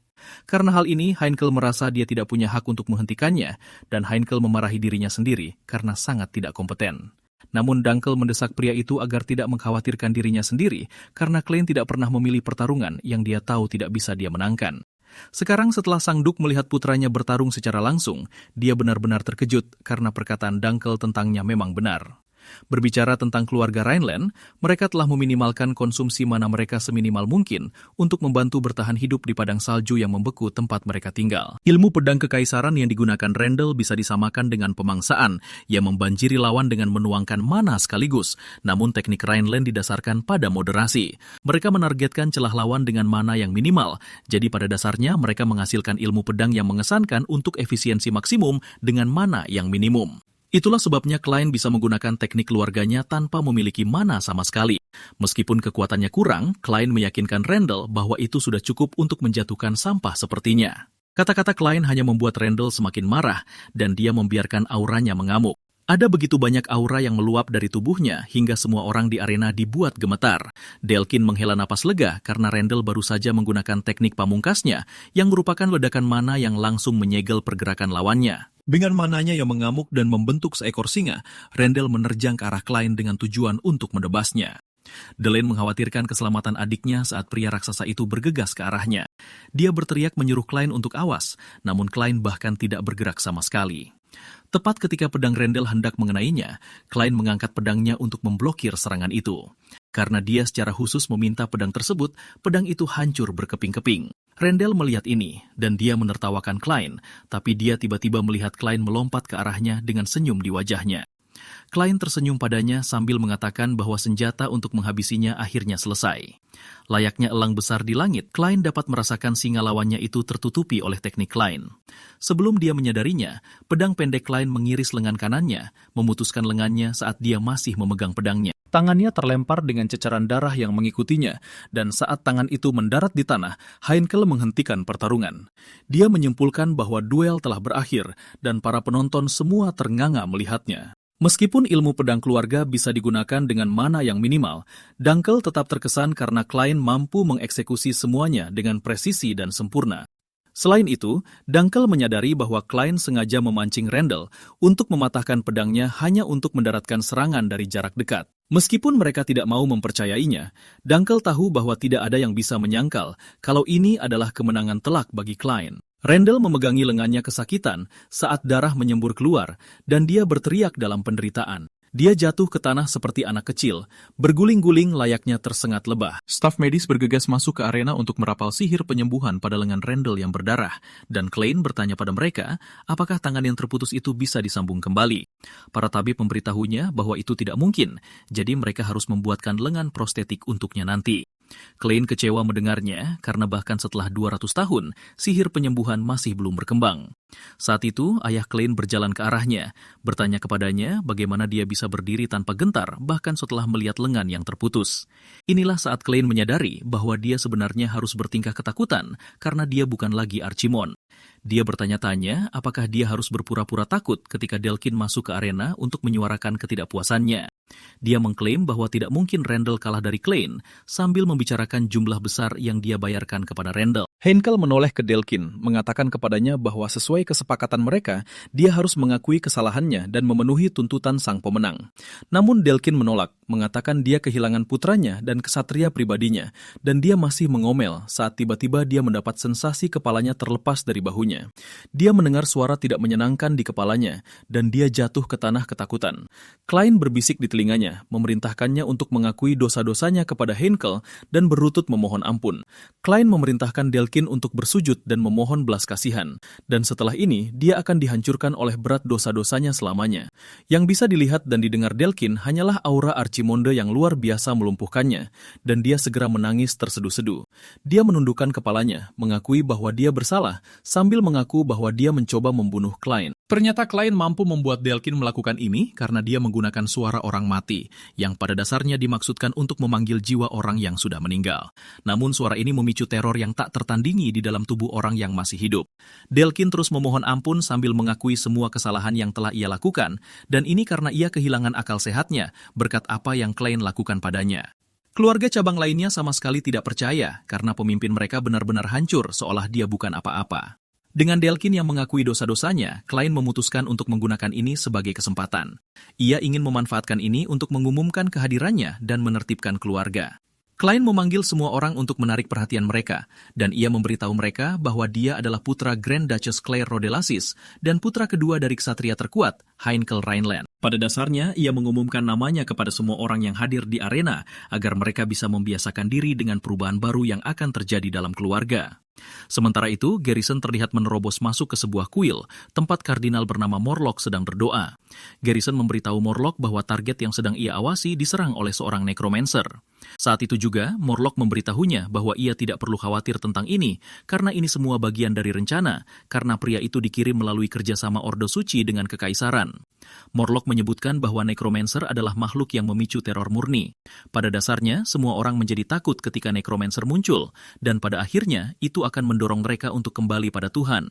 Morlock berkata berkat ini, banyak orang akan kembali ke Ordo Suci, dan ia masih melontarkan omong kosongnya saat Garrison mencengkeram lehernya. Garrison sangat marah pada kenyataan bahwa seorang pelayan kuil suci telah jatuh ke dalam permainan politik dan berkompromi dengan kejahatan. Ia mengencangkan cengkeramannya di leher Morlock hingga kepalanya hancur. Saat itu, seorang pria berpakaian putih, Palamon El, yang merupakan uskup agung dari Ordo Suci, melangkah masuk ke dalam kuil. Ia berjalan melewati mayat-mayat pendeta yang telah dibunuh Garrison dalam perjalanannya masuk, dan ia mengejeknya, mengatakan bahwa ia telah membunuh lebih banyak pendeta daripada necromancer. Garrison berbalik ke arah Palamon dengan marah, bertanya padanya apakah semua yang baru saja ia temukan adalah perbuatannya, dan Palamon menyangkal hal ini. Namun, ia menyebutkan bahwa ia telah memberikan izinnya, dan ia memberitahu Garrison bahwa ia membawa beberapa informasi untuknya. Ia masih berbicara ketika Garrison berlari ke arahnya dengan pukulan yang dimaksudkan untuk menghancurkan kepalanya, tetapi Palamon menghilang sebelum Garrison bisa mencapainya. Palamon muncul kembali di belakang Garrison, dan ia dengan tenang melanjutkan perkataannya, memberitahu Garrison bahwa nekromansi biasanya meninggalkan jejak. Palamon mengeluarkan sebuah salib yang ia klaim berisi jejak tersebut, dan itu milik nekromancer yang dibunuh Garrison. Ia menyebutkan bahwa salah satu jejaknya adalah reanimasi, yaitu seni membangkitkan mayat yang sangat ingin disempurnakan oleh Kekaisaran. Jejak lainnya adalah formula yang mirip dengan pola dasar nekromansi yang berurusan dengan jiwa, bukan tubuh. Ia mendapat perhatian Garrison ketika ia menyebutkan pola dasar nekromansi. Palamon menyebutkan bahwa ini adalah bukti bahwa ada dua necromancer di tempat kejadian. Palamon kemudian langsung pada intinya memberitahu Garrison bahwa target yang sedang ia awasi adalah seorang necromancer. 7 hari setelah persidangan, Klein berpikir bahwa dengan mengumumkan dirinya setelah persidangan, semua orang akhirnya akan mengenalinya, tetapi tampaknya tubuh bocah 15 tahun yang saat ini ia tempati tidak bisa mengimbanginya. Saat ia sibuk di kamarnya membaca buku, Erin ada di sana bermain dengan boneka dan mengunyah kue favoritnya. Karena frustrasi, Klein menyuruhnya pergi ke kamarnya untuk bermain sendiri, tetapi Erin mengklaim pria itu juga sedang bermain. Klein memarahinya, bertanya apakah ia tidak bisa melihat apa yang sedang ia baca, tetapi Erin mengklaim bahwa itu adalah novel, yang mana sama saja dengan bermain. Klein memutuskan untuk tidak berdebat dengannya lagi, karena ia benar. Sampul buku yang ia baca mungkin terlihat seperti novel biasa, tetapi bagian dalamnya penuh dengan catatan rahasianya tentang anatomi, sirkuit sihir, dan formasi mantra. Pada dasarnya, buku itu adalah tentang nekromansi, dan Klein punya alasannya sendiri untuk membacanya. Dengan tubuhnya saat ini, paling banyak ia hanya bisa memanggil 11 kerangka. Dan meskipun kendalinya stabil, ia kekurangan jumlah untuk perang daya tahan, jadi ia harus melakukan lebih banyak penelitian. Namun, ia punya satu masalah, dan itu adalah Garrison, yang bersikeras memusnahkan semua dan setiap jejak necromancer. Klein tahu bahwa Garrison sudah mencurigainya, jadi ia harus menemukan cara untuk mendapatkan kembali kekuatan aslinya sebelum ia datang mencarinya. Namun, ia bertanya-tanya bagaimana ia bisa melakukan ini tanpa ketahuan oleh orang lain di kediaman. Kemudian, klien dipanggil ke kantor ayahnya, dan ayahnya memberitahu bahwa mereka telah menerima laporan tentang penampakan undead di dekat tambang. Klien tidak membuang waktu untuk menerima misi penyelidikan itu, karena pertarungan sesungguhnya pada dasarnya adalah bentuk penelitian terbaik. Heinkel mengungkapkan kekhawatirannya karena ada laporan mengenai korban jiwa, tetapi ia meyakinkan ayahnya bahwa tidak ada yang perlu dikhawatirkan. Ternyata setelah persidangan, ayahnya akhirnya mengakuinya. Dan karena ini adalah kasus undead, klien ingin melihat apakah ini berhubungan dengan mereka yang menyerangnya sebelumnya. Klien menganggap ini sebagai kesempatan untuk menggunakan nekromansi sebanyak yang ia inginkan, karena ia akan sendirian. Namun, rencananya benar-benar hancur, karena Heinkel memerintahkan Dunkel untuk menemaninya dalam misi itu. Saat mereka berkemah di malam hari, klien memasak makanan untuk mereka, dan dagingnya terlihat sangat mewah. Ternyata tugas memasak dan berburu sepenuhnya jatuh ke tangan klien, karena Dunkel, yang merupakan komandan ksatria, tidak bisa diandalkan dalam hal ini. Dunkel diliputi rasa bersalah karena ia tidak berguna dalam hal seperti ini, tetapi klien mendesaknya untuk memakan saja hidangannya, meyakinkannya bahwa ia akan memanggang daging lagi sebentar lagi. Klien bahkan tidak terganggu dengan hal semacam ini karena ia menghabiskan bertahun-tahun melarikan diri dari Ordo Ksatria. Beberapa saat kemudian, Dunkel membicarakan apa yang mengganggunya, dan ia memberitahu klien bahwa setiap kali ia melihatnya, ia merasa klien sangat berbeda dari orang lain seusianya. Dunkel menyebutkan bahwa dengan semua yang telah ia lihat dilakukan oleh klien, terkadang hal itu membuatnya berpikir bahwa klien mungkin saja adalah reinkarnasi dari Archimon. Klien segera menyelah, menyuruh Dunkel untuk tidak pernah menyebutkan hal seperti ini di depan Garrison, dan Dunkel meyakinkannya bahwa ia tidak akan pernah mencobanya, karena ia tahu trauma yang dialami klien di tangan Garrison. Dunkel kemudian melanjutkan dengan mengatakan bahwa Archimon adalah iblis yang mengubah jutaan orang utara menjadi undead. Dunkel tiba-tiba merasakan perubahan atmosfer, dan ia mengira itu adalah angin. Namun klien berbicara dengan suara tegas, menyuruh Dunkel untuk tidak pernah membicarakan topik seperti itu lagi. Dunkel terkejut dengan keseriusan dalam suaranya, dan aura mengerikan yang memancar dari tubuhnya. Saat itu juga, mereka mendengar teriakan dari desa, dan keduanya berlari untuk menyelidikinya, hanya untuk menemukan penduduk desa sedang dikejar oleh sekelompok undead. Dunkel melompat masuk untuk menebas para undead dengan satu tebasan. Ia melewatkan salah satu dari mereka, dan ia berbalik dengan rasa takut karena makhluk itu bisa saja mengalahkan klien. Namun yang mengejutkannya, klien telah mengatasinya. Klien kemudian menyuruhnya untuk berhenti mengkhawatirkan dirinya dan lebih baik menyelamatkan penduduk desa. Dunkel mematuhi perintah itu dan terus menebas para undead hingga tidak ada yang tersisa. Setelah mereka selesai, penduduk desa berterima kasih kepada mereka, dan mereka bertanya siapa mereka. Dunkel lalu memberitahu penduduk desa bahwa yang berdiri di hadapan mereka adalah putra kedua Duke. Dunkel kemudian bertanya kepada mereka kapan para undead mulai bermunculan.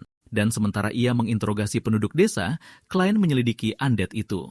Ia mengetahui bahwa undead tersebut merupakan bentuk sihir reanimasi yang digunakan untuk membangkitkan dan mengendalikan mayat-mayat. Pada dasarnya, itu adalah teknik yang sama dengan yang digunakan oleh necromancer yang menyerangnya di hutan. Salah satu penduduk desa menyebutkan bahwa undead mulai bermunculan sekitar 2 bulan yang lalu, tepat setelah keluarga Count membatasi akses ke tambang.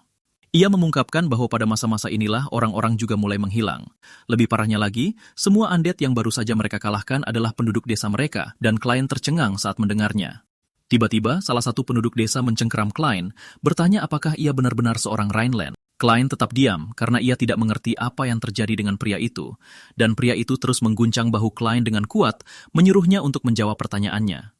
Dunkel turun tangan untuk menarik pria itu menjauh, dan pria itu berteriak kesakitan, mengatakan bahwa mereka telah meminta bantuan selama 2 bulan, tetapi mereka tidak mendapat satu tanggapan pun. Ia kesal karena mereka baru muncul, dan masih punya nyali untuk bertanya kapan seluruh masalah itu dimulai. Ia menyebutkan bahwa orang yang baru saja dibunuh klien adalah ayahnya, dan yang dilakukan ayahnya hanyalah bekerja siang dan malam di tambang hanya untuk diubah menjadi undead. Pria itu berteriak sambil menangis bertanya kepada klien mengapa mereka yang harus menderita seperti itu. Air mata dan keputusasaannya sangat memukul klien, dan lebih parahnya lagi, klien mendengar suara undead itu berbicara kepadanya. Klien meneriaki pria yang mengeluh itu, menyuruhnya tutup mulut dan jangan menyalahkannya atas apa yang terjadi pada ayahnya dan korban lainnya, karena bukan dia yang mengubah mereka menjadi undead. Saat Dunkel menahan pria yang sedang berduka itu, klien mulai merapalkan semacam perintah nekromansi yang aneh. Tiba-tiba, jiwa mereka mulai muncul dari tubuh mereka, dan setelah semuanya berkumpul, mereka berbicara kepada klien dalam bahasa yang hanya dimengerti olehnya. Pria yang sedang berduka itu terkejut melihat jiwa ayahnya tersenyum padanya, dan ia menuntut untuk tahu apa yang sedang ditatapnya. Dunkel memberitahunya bahwa apa yang ia saksikan disebut resonansi jiwa, dan itu adalah teknik yang digunakan 200 tahun lalu selama wabah di wilayah utara untuk membebaskan orang mati. Penduduk desa mengamati saat jiwa orang-orang yang mereka cintai semuanya melayang ke alam baka, dan setelah ini, penduduk desa menunjukkan arah tambang kepada Klein dan Dunkel. Dalam perjalanan mereka menuju tambang, Dunkel bertanya kepada Klein apa yang dikatakan roh itu kepadanya, dan Klein dengan halus menjawab bahwa itu bukan apa-apa. Ia berkata bahwa mereka hanya berterima kasih kepadanya karena telah membantu mereka menemukan kedamaian, dan mereka juga memohon padanya untuk membalaskan dendam mereka. Dunkel terkejut saat mendengar hal ini, dan keyakinannya bahwa Klein adalah reinkarnasi Archimon terlintas di benaknya lagi. Ia juga ingat bagaimana reaksi Klein saat ia menyebut nama Archimon pada hari itu. Dunkel kemudian menghunus pedangnya dan meletakkannya di leher Klein, memberitahu bahwa ia punya satu pertanyaan untuknya. Dengan suara yang tegas dan serius, Dunkel meminta Klein untuk mengungkapkan identitas aslinya.